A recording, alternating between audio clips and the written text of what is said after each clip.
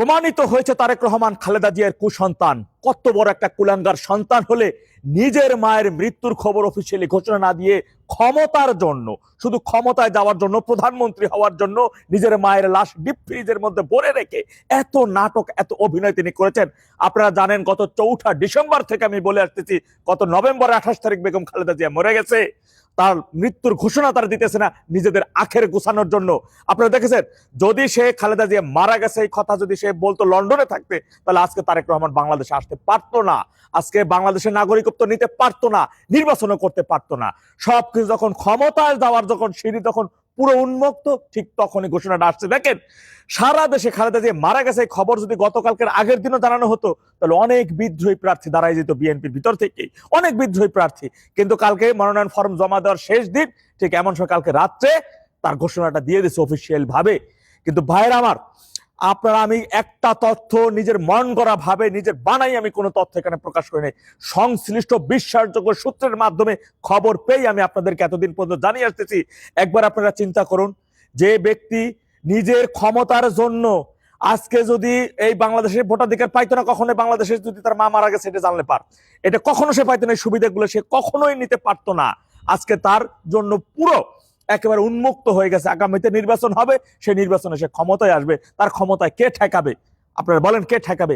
কিন্তু দেশবাসীকে আমি বলতে চাই, যে সন্তান নিজের মায়ের লাশকে মাসের পর মাস তার আত্মায় কষ্ট দিয়ে ডিপ ফ্রিজের মধ্যে ভরে রেখা মারা যায় নাই, এমনটা করতে পারে, মায়ের লাশ নিয়ে এমন নোংরা রাজনীতি করতে পারে, সেই সন্তান দেশের জন্য কতটা মঙ্গলময় হবে, সেই ব্যক্তি দেশের সাধারণ জনগণের জন্য কতটা মঙ্গলময় হবে, আপনাদেরকে একটু জেনে রাখা উচিত ভাইয়ের আমার।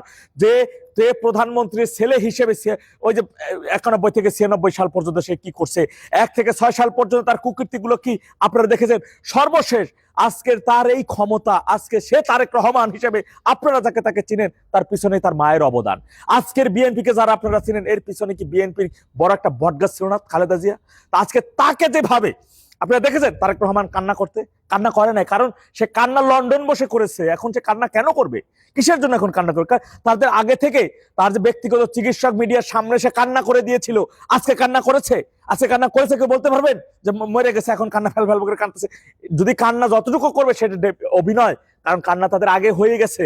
তারা সবাই এটাকে গোপন রেখে মূলত ভাবে তারা মানসিকভাবে প্রস্তুতি নিতেছিল এবং খুব নিখুঁত ভাবে, বোঝেন, বাংলাদেশের প্রথম নারী প্রধানমন্ত্রী হিসেবে আমার ভীষণ ভাবে আজকে আমি নিজের কাছে এতটা লজ্জা হয় যে যখন বিদেশিরা বলবে তোমাদের দেশের প্রথম নারী প্রধানমন্ত্রী তার জন্মদিনের মতো করে তার মৃত্যু ডেট একাধিক, এটা বলবে, আজকে লজ্জা হয় বিদেশিদের কাছে শুনতে, তোমাদের দেশের যিনি স্থপতি তাকেই তোমরা অমাননা, তাকেই তোমরা অসম্মান করো, এমন তো ভাবে প্রশ্নবিদ্ধ হচ্ছি। এখন প্রথম মহিলা নারী প্রধানমন্ত্রী হিসেবে আমরা আজকে প্রশ্নবিদ্ধর শিকার। তোমাদের দেশের প্রথম মহিলা প্রধানমন্ত্রী তাদের সন্তান, সেই সন্তানের কুকীর্তি, যে মায়ের লাশ নিয়ে রাজনীতি করতেছে। ভাইরা আমার, আমি একটা কথা আমার নিজের থেকে আমি বলিনি এখন পর্যন্ত, আমি বিশ্বাস করেন, আমি আপনাদেরকে আশা করি এটা তো অন্তত প্রমাণ হয়েছে যে গতকালকে রাত্রে 3টার দিকে আমি খবর পেয়েছি সে মানসিকভাবে প্রস্তুতি নিছে যে তিনি খবর, তার মায়ের মৃত্যুর খবরটি অফিসিয়ালি ঘোষণা করবেন। কিভাবে আমি পাইলাম বলেন? আমি বলার 3 ঘন্টা পরে অফিসিয়ালি ঘোষণা আসছে, তার মানে কি? এটা কিভাবে বলেন? আপনি কিভাবে বলবেন যে আমার কথা আপনি বলবেন যে ওই লোক 2 ঘন্টা পরে মারা যাবে? তার মানে কি? তার মানে কি, যদি আমার মৃত্যুটা স্বাভাবিক হয় তাহলে আপনি জানতে পারেন না, যদি আমি অসুস্থ থাকি আমার মৃত্যু নিয়ে যদি আমার পরিবার সেটা গোপন রাখে এবং ওই সময় ঘোষণা দেবে, তাহলে আপনি জানতে পারবেন কোন একটা সূত্রের মারফত। ভাই বিশ্বাসযোগ্য সূত্র ছাড়া একটা কথা আমি বলি নাই। শুধু আমি দেশবাসীকে এইটা বুঝাতে চাচ্ছি যে ব্যক্তি নিজের গর্ভধারিণী মায়ের লাশ নিয়ে রাজনীতি করতে পারে ক্ষমতায় যাওয়ার জন্য, মৃত মায়ের আত্মায় মাসের পর মাস ডিপ ফ্রিজে ভরে রেখে কষ্ট দিতে পারে, আর যাই হোক না কেন তার জন্য, তাকে সে যদি এই দেশের ক্ষমতায় আসতে পারে, দেশের হাজার হাজার লক্ষ লক্ষ মায়ের কোল খালি হবে, দেশের হাজার হাজার সন্তান তার মাকে হারাবে, তার বোনকে হারাবে, তার ভাইকে হারাবে, এই দেশটা অরাজকতায় ভরে যাবে। তাই এই দেশের জনগণের অন্ততপক্ষে মুক্তির জন্য আওয়ামী লীগ ছাড়া, বাংলাদেশে আওয়ামী লীগ ছাড়া কোনো বিকল্প নাই। বাংলাদেশের জনগণের জন্য হলেও একেবারে যদি দেশটাকে স্থিতিশীল রাখতে হয়, আজকে এই ধ্বংসস্তূপ দেশটাকে, যে ধ্বংসস্তূপ থেকে একবার তিনি স্বর্ণযুগে নিয়ে গেছেন, সেই স্বর্ণযুগ থেকে আবার টেনে ইসরে ডেভিল ইউনূস আজকে ধ্বংসস্তূপে পরিণত করেছে। সেই ধ্বংসস্তূপ থেকে আবার স্বর্ণযুগে নিতে হলে এই মুহূর্ত থেকে সারা দেশের জনগণের এখন একটাই গান হওয়া উচিত, সেটা জননেত্রী শেখ হাসিনা। তাকে অন্তত পক্ষে কিভাবে, আওয়ামী লীগ ছাড়া কিসের নির্বাচন, কখনো নির্বাচন না। যে ব্যক্তি অন্তত পক্ষে আপনাদের এইটা অ্যানালাইজ করা উচিত যে মায়ের লাশ নিয়ে রাজনীতি করা ব্যক্তিদের বাংলাদেশে রাজনীতি করার কোনো অধিকার থাকে না।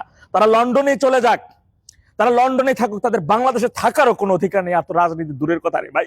সুতরাং সকলে এখন আপনাদেরকে সিদ্ধান্ত নিতে হবে, দেশের জনগণকে, দেশের সাধারণ মানুষকে সিদ্ধান্ত নিতে হবে আগামীতে কি করবেন।